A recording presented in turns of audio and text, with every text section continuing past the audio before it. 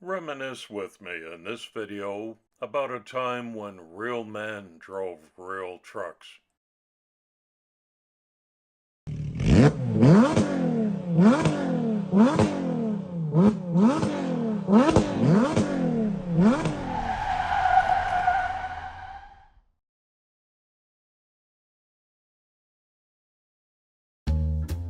Hi everybody, and a warm welcome back to Maple Leaf Customs in Switzerland. I'm Andrew, and on the bench today is a 1:64 scale Matchbox 1940 Dodge V-Series pickup truck. This is a throwback to the days when cars had personality. Look at the lines on that, and you know the history of these workhorses. It just meant reliability.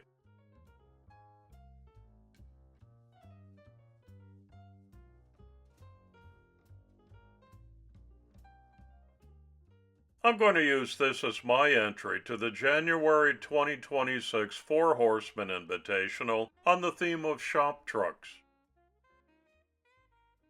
I began by simply drilling out the rivets with a 5mm drill bit, which separates the die-cast body from the plastic chassis. It's brand new out of a blister pack, so the glass is pristine. There's an interior with just a bench seat, which is accurate, and a plastic chassis with plastic wheels.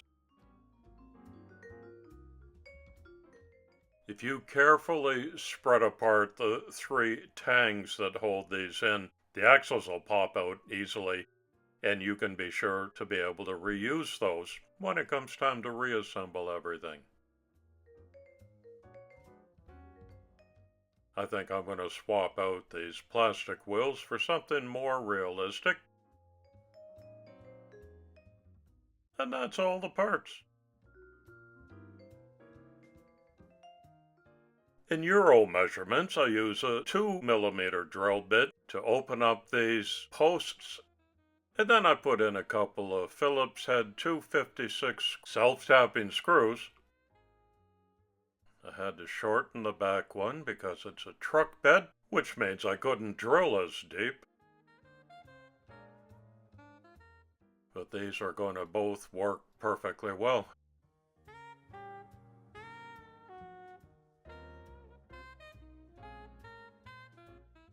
The original casting is in a very light color with no blemishes or defects, being brand new, so I don't even need to bother stripping that original paint as this rust primer covers it completely.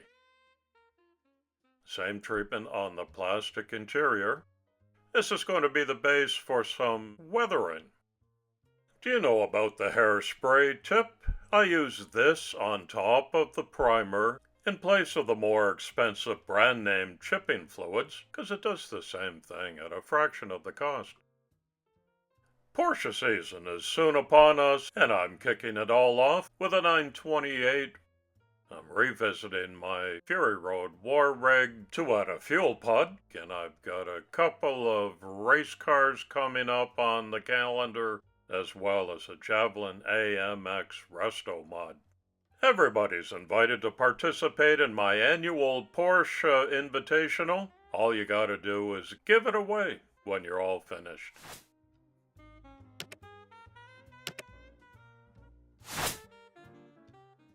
I love it when I see one of these old-timers on the road still. So I've applied rust-colored primer, hairspray on top of that, and I've chosen to go with baby blue as a top coat. I'm using a 0.5mm needle and a Gaahleri swallowtail airbrush.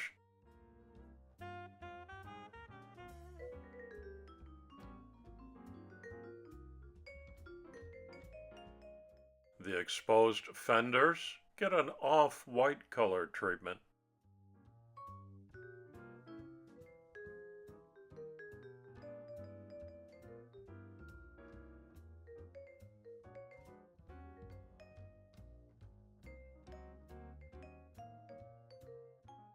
All of this is going to be heavily weathered in the end.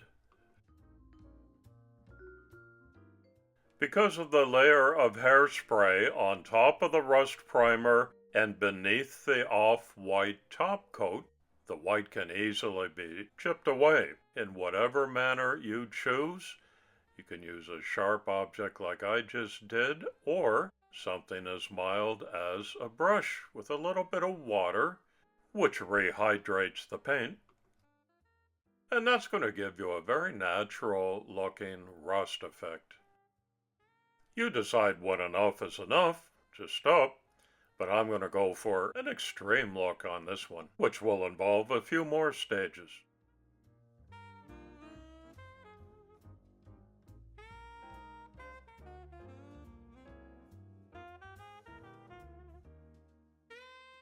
I had masked over the front grille because of the nice detail there. Can uncover that now.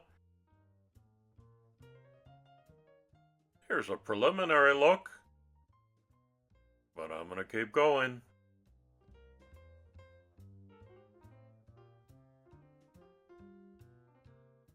Today's community shout-out goes to the YouTube channel Everything But Kitchen Sink Diecast with a current subscriber number of 8.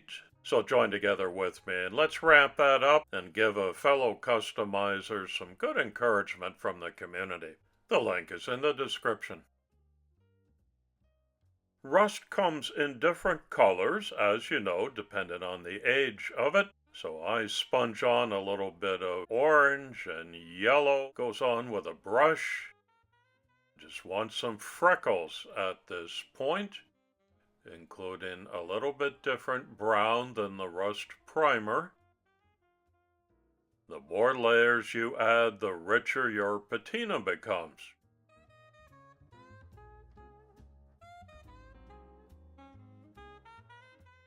I'm distressing the fender edges where I think the rust would be most extreme as the tires throw up the rain here. And that's going to look extra worn.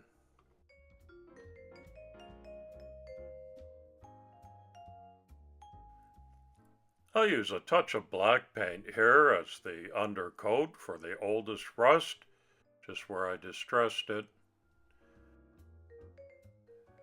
But I'm sure to go over that with some brown to soften it a little bit. I designed a set of 12mm truck steelies, printed them on my Elegoo Saturn IV Ultra resin printer. Is it the same size as the originals?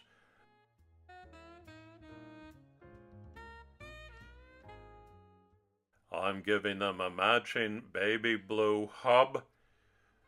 I can be a little bit messy here because I've got to get complete coverage, and of course I'll go around the rest in black to replicate the rubber. The wheels will get weathered too, of course.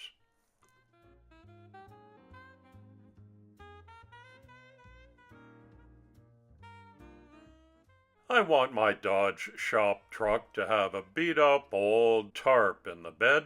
I do that with some gift bag tissue paper from the dollar store. Cut it to size that I think would be a full tarp. And then I can fold that up and crease it and grease it all down with a little bit of Mod Podge. That means when I wrinkle it up and form it, it'll hold its shape. It's not covering the truck, it's just always in the bed, ready to be used.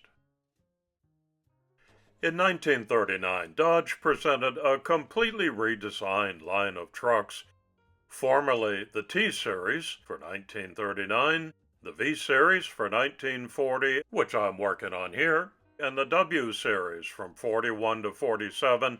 The trucks became mostly known as the job-rated trucks. All of a sudden, the Dodge truck range was offered in a bewilderingly large number of available variants and model codes, 6 different payload classes, A wide range of bodies and more than 20 different wheelbase lengths were manufactured and fitted with different size versions of the straight six-cylinder Chrysler Flathead side valve engines. In 1940 alone, 20 different truck frames were simultaneously produced in the same year. I'm working on some of the little details now, like lumber that goes in the back bed. I'll do a steering wheel swap, taking out the original pizza pan for one of my own 3D printed versions. That looks better. I'll give it the same paint scheme as the rest of the interior, regardless of the fact that it'll be almost impossible to spot. Oh yeah. When you're doing extreme weathering on an old truck like this, you gotta have at least one off-colored panel or door to look like a replacement. I think that's a die-cast rule somewhere. So I'm doing the rear driver's side in all black to look like a replacement. And a reminder that at some point, the rust always wins. One more detail that's going to be hard to spot in the end when it's all put back together, but a fun detail, is a blanket to cover the bench seat. You can just imagine the springs are sticking out and the stuffing is everywhere. That's the easiest way to cover it up.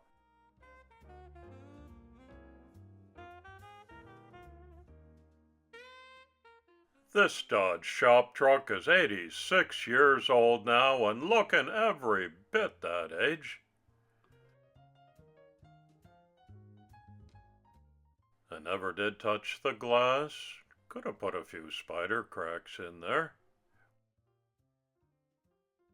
Here's the originally white chassis with a black fender replacement. And a little bit of detail on the plastic chassis undercarriage. Here's my 3D printed truck steelies with some dust and age weathering on them too. It's an easy reassembly this time.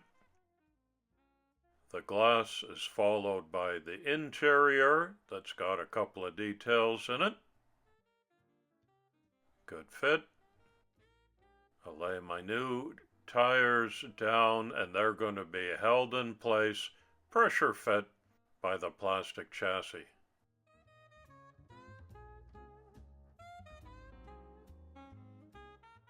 Got a regular length screw that goes in the front to tighten it all down.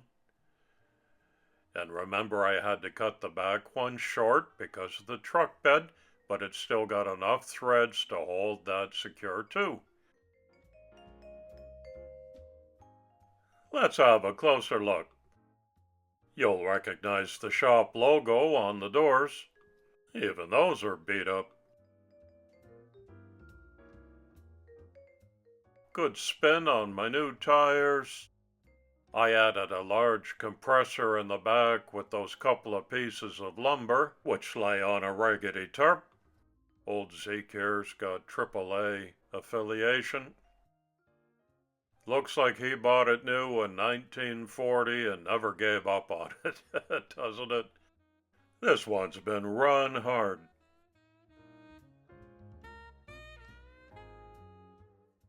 Rolls like a champ.